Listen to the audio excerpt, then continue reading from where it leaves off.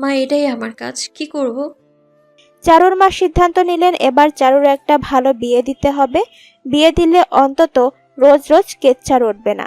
বর্ষপূর্তির অনুষ্ঠানে কোনো কমতি রাখেনি চারু। খুব নামকরা হোটেলে পার্টি রেখেছে সে। কোম্পানির প্রিমিয়াম ক্লায়েন্ট ডিলার্স থেকে শুরু করে উচ্চবর্গীয় মানুষের আনাগোনা সেখানে। চারুর এমন দারুণ ব্যবস্থাপনায় প্রশংসাও কামিয়েছে সে।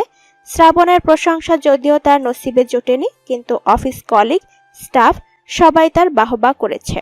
আজ চারু সুন্দর করে সাজগোজ করেছে। মার একটি লাল শাড়ি পরেছে সে। যদিও শাড়িটি খুব দামি নয়, কিন্তু মা যত্ন করে রেখেছেন বিধায় উজ্জ্বলতা হারায়নি। চোখে কাজল দিয়েছে, ঠোঁটে হালকা লিপস্টিক। যতই হোক উচ্চবর্গীয় মানুষদের আনাগোনা এখানে, তার বেশভূষাও মানানসই হতে হবে। অতিথিদের একটু পর পর খাতিরদারি করছে সে। তন্মধ্যে একজন বলে উঠল, শ্রাবণ লাকি যে আপনার মতো পটু সেক্রেটারি পেয়েছে। আচ্ছা, আমি যদি আপনাকে বেশি স্যালারি অফার করি, তবে কি আপনি আমাদের কোম্পানি জয়েন করবেন? চারুর প্রস্তাবটি পছন্দ হলো না, কারণ প্রস্তাবটি তাদের কোম্পানির বড় শত্রু কোম্পানির ম্যানেজিং ডিরেক্টর সজীব ইসলাম দিয়েছে। সজীব মোটেই তার যোগ্যতার জন্য তাকে প্রস্তাব দিচ্ছে না। এই প্রস্তাবটির পেছনের কারণ শত্রুর তথ্য জোগাড়। সেক্রেটারির কাছে বসের সকল ধরনের তথ্য থাকে, গোপনীয় তথ্য থেকে শুরু করে কোম্পানির দুর্বলতা সবকিছুই থাকে তাদের নখদর্পণে। সুতরাং চারুর মাধ্যমে এই তথ্যগুলো পাওয়া যাবে, ফলে টেন্ডারের যুদ্ধে শ্রাবণকে হারানো যাবে। চারু মিষ্টি গলায় বলল, আপনি আমাকে শুধু শুধু তাল গাছে তুলছেন। একজন 2 মাসের সেক্রেটারি কি বা কাজ পারে বলুন? বরং আমাকে চাকরিতে নিলে আপনার লস হবে। সে মানুষ একটা কোম্পানিতে 2 মাস কাজ করতে পারে না। সে মানুষকে অধিক অর্থের লোভ দিয়ে নির্বুদ্ধিতার কাজ। আমি জানি আপনি অনেক বুদ্ধিমান একজন মানুষ। বিউটি উইথ ব্রেনও আছে দেখছি। I must say Shraban lucky. তবে আমার অফার কিন্তু এখনো ওপেন। সরি স্যার, আমি এতটা কনফিডেন্ট নই। প্লিজ, কোনো অসুবিধা হলে বলবেন। মিষ্টি গলায় তাকে সজীবের প্রস্তাবকে না বলল। লোকটিকে তার পছন্দ নয় চারুর। কেমন একটা ছোক ছোক ভাব আছে। শুধু সুযোগ পেলেই ছোঁয়ার মতলব করে। শ্রাবণকে অসভ্য ভাবলেও এই 2 মাসে কখনো সে তার সাথে বেয়াদবি করেনি, ফলে লোকটির সাথে কাজ করতে এখন অস্বস্তি বোধ হয় না। কিন্তু এই সজীব নামক ব্যক্তির চাহনি খুব নোংরা, না চাইতেও গলায় বেঁধে। মনে হয় চোখ দিয়ে তাকে নোংরায় স্পর্শ করছে। চারু চলে যেতে নিলেই সজীব তার হাত ধরল, মুখে নোংরা হাসি ফুটিয়ে বলল, অতিথিদের মনোরঞ্জনের জন্য কোনো ব্যবস্থা আছে, নাকি শুধু ডেকোরেশন?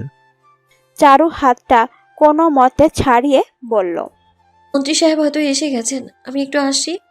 তখনের জন্য কোনো মতে পিছু ছাড়ল চারু। অনুষ্ঠানের মেইন গেস্ট হিসেবে একজন মন্ত্রীর নিমন্ত্রণ ছিল। তিনি আসতেই অনুষ্ঠান শুরু হলো। শ্রাবণ সকলের উদ্দেশ্যে কিছু বলল, বিশেষ করে নিজের স্টাফদের ধন্যবাদ জানালো। যতই হোক তার কোম্পানির মূল যোদ্ধারা তো তার স্টাফ। কয়েকটা স্লাইড শো হলো, এরপর খাওয়া দাওয়ার কার্যক্রম শুরু হলো। শ্রাবণ ব্যস্ত হয়ে গেল অতিথিদের সাথে। এসব পার্টিতেই অনেক ডিল পাওয়া যায়। অনুষ্ঠানের মধ্যে সবাই যখন মগ্ন, চারু একটু হাওয়া খেতে ব্যালকনির দিকে গেল।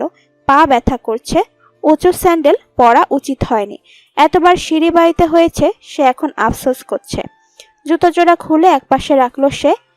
কালো আকাশে পূর্ণ চন্দ্রিমা, জ্যোৎস্না দুধ সাদা আলো তাকে ছুঁয়ে যাচ্ছে। তন্মধ্যেই মনে হলো কেউ তার কোমরে হাত রেখেছে। সাথে সাথে গায়ে কাটা দিল। চমকে উঠল চারু।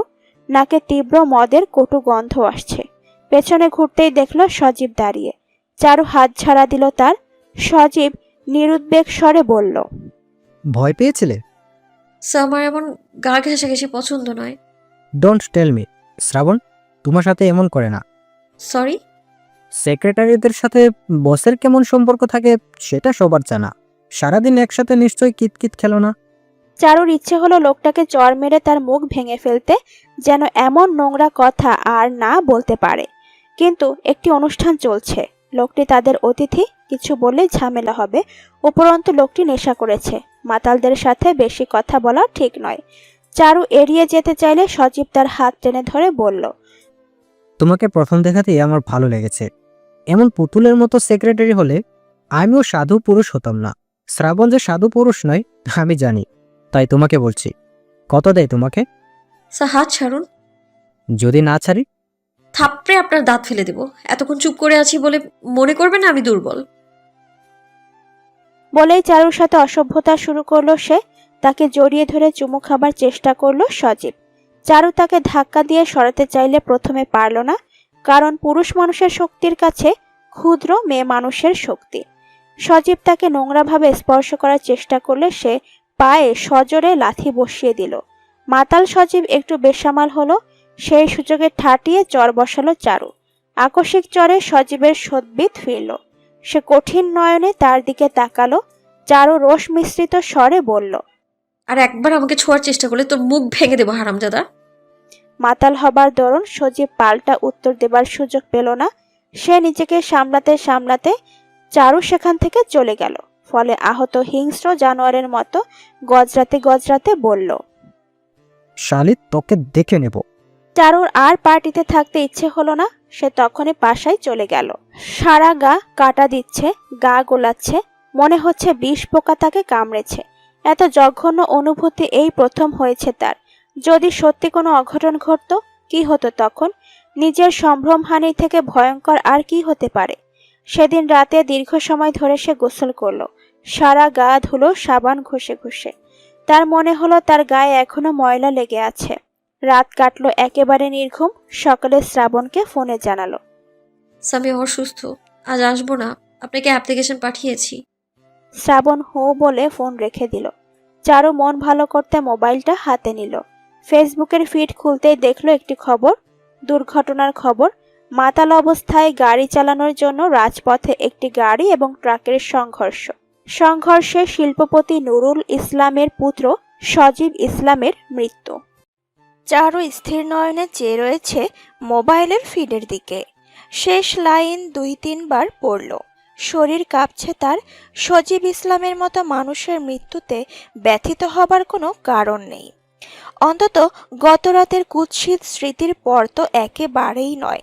স্মৃতিটা এখনো মনে কুপ্রভাব ফেলে রেখেছে। কিছু মানুষ পৃথিবীতে শুধু ভার বাড়ানোর দায়িত্বে থাকে। তাদের কাজ শুধু বোঝা বাড়ানো। ধরণীকে তাদের কিছু দেবার নেই, শুধু কিছু অপ্রীতিকর স্মৃতি তারা নিজেকে ম্লান রেখে যায়। সজীব ইসলাম তেমন একজন মানুষ, অথচ এই মানুষটির মৃত্যু ভীষণভাবে ভাবাচ্ছে চারুকে। তার ঘুমহীন মস্তিষ্কে অদ্ভুত উচাটান অনুভূত হলো। ভালো লাগছে না, গা গুলাচ্ছে, অস্থির অস্থির লাগছে। এমনটা হবার কারণটিও বুঝতে পারছে না। মোবাইলটা হাত থেকে নামিয়ে রাখলো চারু। বেশি চিন্তা করতে চাইছে না। হয়তো রাতে ঘুম হয়নি বিধায় শরীর খারাপ লাগছে।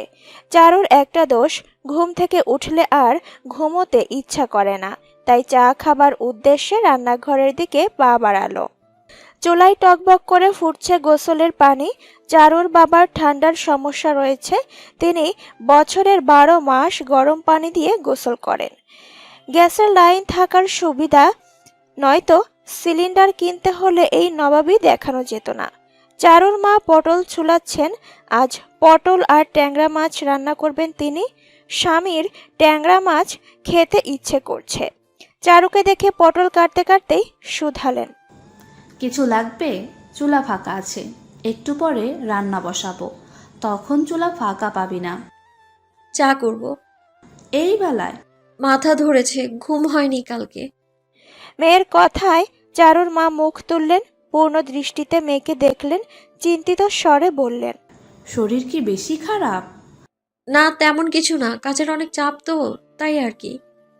আচ্ছা, তোর চাকরিটায় অনেক কাজ, তাই না? সব চাকরিতেই কাজ।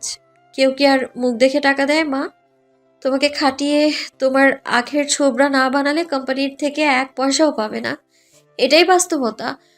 ওই মাসের শুরুতে ১ গাদা টাকা যদি ব্যাংকে না আসতো, তাহলে কেউ মরার চাকরি করতো না। চারুর মা ধীর স্বরে বললেন, সবাইকে আর তা বুঝে বল? নানা রকম কথা বলে, বাজে কথা শুনতেই মনে হয় কেউ গরম পানি ঢেলে দিয়েছে। এই তো পরশুদিন বাড়িওয়ালার বউ বলছিল। ওই মহিলার কথা ছাড়ো তো মা, ওনার সব কিছুতেই নাক গলানোর স্বভাব আছে। বলি চাকরি না করলে মাস শেষে টাকা আসবে কি করে? ৫ তারিখ হলেই তো হাত ঘষতে ঘষতে তার স্বামী নিজের থোবড়া দেখিয়ে যায়। টাকা পেলে হাসি মুখে বিদায় হয়, আর না পেলে কথা শোনায়। তাই এই মহিলার কোনো কথাই কানে দিবা না। সে কি হয়? মা হবার জ্বালা তুই কি বুঝবি? বিয়ের বয়স হচ্ছে তোর, এই যে সেদিন তোর বাবার থেকে একজন তোর ছবি দেখে পাগল হয়ে গেছে তোকে ঘরের বউ বানানোর জন্য, এখন যদি আশেপাশে তোকে নিয়ে বাজে বাজে কথা রটে তখন কি ভালো লাগবে বল? কি চাইছো তাহলে মা? চারুর কণ্ঠে অপ্রসন্নতা। চারুর মা মেয়ের এমন কাঠ গলার অর্থ জানেন। এখন কিছু বলা মানেই চারু ভীষণ রেগে যাবে। তবুও মিনমিন করে বললেন, চাকরিটা ছেড়ে দে। কি বলছো মা? মাথা ঠিক আছে? চাকরি ছাড়লে সংসার চলবে? আর চাকরি ছাড়া কি মুখের কথা? আমি 3 বছরের জন্য চুক্তিবদ্ধ। এখন চাকরি ছেড়ে দিলে মোটা অঙ্কের টাকা জরিমানা দিতে হবে আমায়। কেস কাচারি ঝামেলা তো আছেই। আচ্ছা, এমন জগৎ উদ্ধারকারী বুদ্ধিগুলো কোথায় পাও বলো তো মা? চারুর মা চুপ করে রইলেন। চারু দীর্ঘশ্বাস ফেলল। রাগে মাথার তালু দপদপ করছে। কিছুক্ষণ চুপ থেকে মেজাজখানা নিয়ন্ত্রণে এনে বলল, আমি কোনো খারাপ কাজ করছি না মা, চাকরি করছি আমি। একটা ভালো কোম্পানিতে চাকরি করছি। যে আমাকে বিয়ে করবে সে বুঝেই বিয়ে করবে। সবাই বাড়িওয়ালার বউয়ের মতো মাথায় ভুসি চাষ করে না। তোর বিয়েতে আপত্তি নেই তো?